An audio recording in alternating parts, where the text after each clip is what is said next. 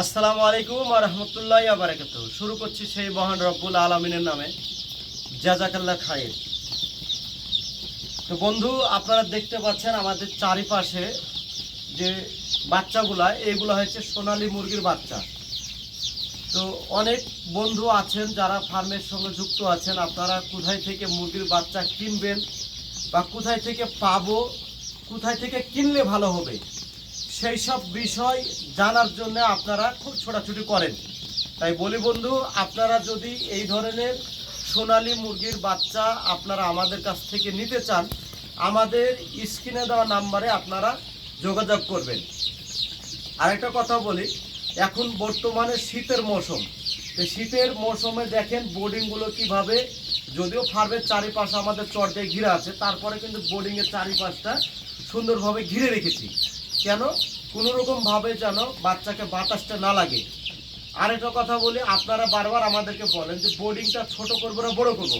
শীতের বোর্ডিংটা সবসময় একটু ছোট সাইজ করে করবেন, বাচ্চাগুলো যেন একজন আরেকজনের গায়ে গা লাগিয়ে থাকতে পারে। এক নম্বর পয়েন্ট। আরেকটা হচ্ছে যে এই যে লাইটের যে জায়গাগুলো, এইসব লাইটের জায়গাগুলো মাটি ছাড়া 2 ফিট 3 ফিট হাইট করে দিবেন। এ ধরনের সাদা চার্জার বাল্ব দিবেন। দেখেন এখন বর্তমানে কারেন্ট কিন্তু নাই, তারপরে কিন্তু সাদা বাল্বগুলো জ্বলছে। যদিও রোদের তাপ আছে, সূর্যের আলো ভালো আছে, তারপরে কিন্তু সাদা বাল্বগুলো জ্বলছে। কেন? ছোট বাচ্চা চোখে কম দেখতে পায়। লাইট ঠিকঠাক দিলে ওরা খাবার টাবার ঠিকঠাক দিতে পারে। তো দেখেন আপনারা এই ধরনের খাবারগুলো দিবেন, একেবারে জিরো বাচ্চার খাবারগুলো দিবেন। এবং আরেকটা কথা বলি, আপনারা এই ধরনের ডিঙ্কার ফিডারে সুন্দরভাবে পানি এবং পরিবেশনটা ঠিকঠাকভাবে রাখবেন। যদি আপনারা পরিবেশটা ঠিকঠাকভাবে রাখতে পারেন, তবে আপনারা একটা জিনিস ভাববেন, আপনার বাচ্চার কোনো রকমভাবে মর্টালিটি বা অসুস্থ আসবে না। অনেক বন্ধু আমাদেরকে কমেন্ট করেন যে ভাই বোর্ডিং মানে কি? বোর্ডিং এর মানে হচ্ছে, বাংলা মানে যেটা, বোর্ডিংয়ের মানে হচ্ছে একবারে একটা সুরক্ষিত জায়গা। সুরক্ষিত জায়গা। আপনি যে মুরগির বাচ্চাটা রেখেছেন, সুরক্ষিত রেখেছেন, সেই জায়গাতে আপনাকে সুরক্ষিত রাখতে হবে। তো দেখেন আপনারা বুঝতে পারছেন বাচ্চাগুলো কত সুন্দর। আমি বলবো যে বাচ্চাগুলো দেখাতে, আপনারা যখন মুরগির বাচ্চাগুলো কিনবেন চেষ্টা করবেন একেবারে A1 কোয়ালিটির বাচ্চা নিতে। এই বাচ্চাটা 2 দিন বয়স, গতকালকে এই বাচ্চাটা হ্যাচ থেকে বেরোচ্ছে। 2 দিন বয়স, এখানে বোর্ডিংয়ে রাখা হয়েছে ছোট্ট করে। কিন্তু একটা জিনিস ভাববেন, আজকে যদি আপনি একটা বোর্ডিংয়ে রাখেন, আগামী কালকের ওই জায়গাটা একটু হলে বড় করতে হবে। কেন করতে হবে বড়? যে ওরা তো প্রতিনিয়ত খাবার খাবার একটু একটু করে বড় হবে।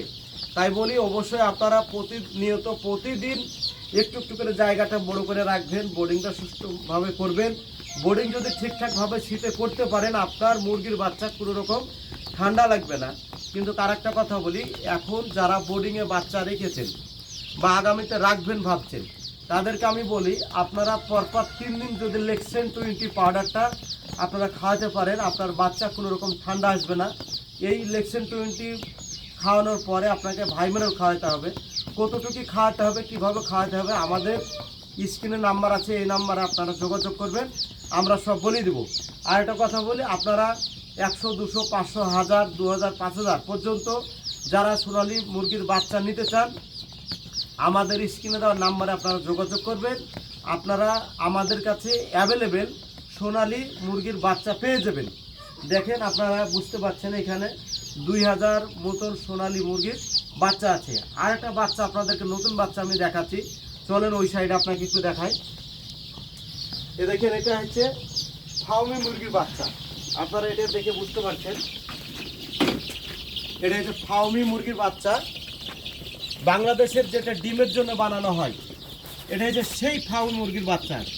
এই ধরনের বাচ্চা যদি আপনারা নিতে চান, অবশ্যই আপনারা আমাদের কাছে পেয়ে যাবেন। তো বুঝতে পারছেন এই বাচ্চাগুলোর বয়স হচ্ছে, আজকে হচ্ছে 5 দিন বয়স। এই 5 দিন বয়সের এই বাচ্চাটা বোর্ডিংয়ে রাখা আছে, এদেরকে আবার নতুন করে ডিমের জন্য ছাড়া হবে। তার জন্য অবশ্যই আপনারা আমাদেরকে দেখাবেন যে এই বাচ্চাগুলো কত সুন্দর আছে। একেবারে বাংলাদেশের A1 কোয়ালিটির বাচ্চা, যার নাম হচ্ছে ফাউমি মুরগির বাচ্চা। যারা ডিমের জন্য বানাতে চান, আমাদের স্ক্রিনে দেওয়া নাম্বারে যোগাযোগ করলে আপনারা অ্যাভেলেবেল এই ধরনের ফাউমি মুরগির বাচ্চা পেয়ে যাবেন। তাই বলছি, আমাদের ঠিকানা, যারা শিলিগুড়ি সাইড থেকে আসবেন আপনাদেরকে বহরমপুর আসতে হবে, যারা কলকাতার সাইড থেকে আসবেন তাও কিন্তু বহরমপুর আসতে হবে।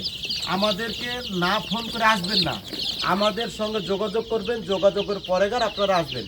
তো ভিডিওটা ভালো লাগলে অবশ্যই একটা লাইক করবেন এবং শেয়ার করবেন।